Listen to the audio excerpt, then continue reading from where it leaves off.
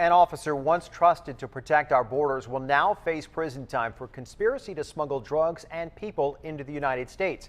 10 News reporter Melissa Messiha was in federal court for Lorne Jones' sentencing.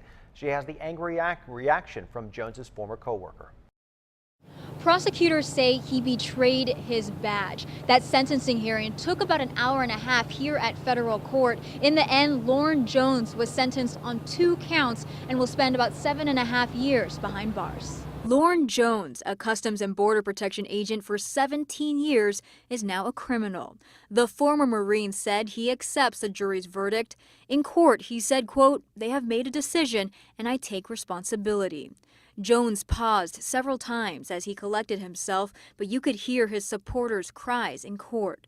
Federal prosecutors say Jones' crimes spanned 10 years. The CBP officer would wave vehicles full of migrants and drugs through his lane at the San Ysidro port of entry using a pager code system. He was convicted on conspiracy and attempting to bring in drugs through the border. Jose worked with Jones for years. He showed no remorse. He did not apologize or admit to his guilt.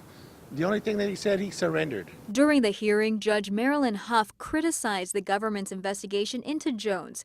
His attorney agreed. The government had to immunize convicted drug traffickers and other asserted felons. Some of these individuals may be living in our neighborhoods now, and who are much more dangerous people. But Judge Huff said Jones abused his position of trust. We tried to catch up with him after court, but he hopped in a cab before we could reach him. Jones will have to surrender by May. Dozens of CBP officers were in court to listen to the sentencing. His former co-worker said what Jones has done is hard to forgive. When he approached me and my partner, he presented his hand as to greet him, and I refused. I don't accept officers who turn their badge over. At federal court, Melissa Messiha, 10 News. And we reached out to Jones' family. They did not want to comment.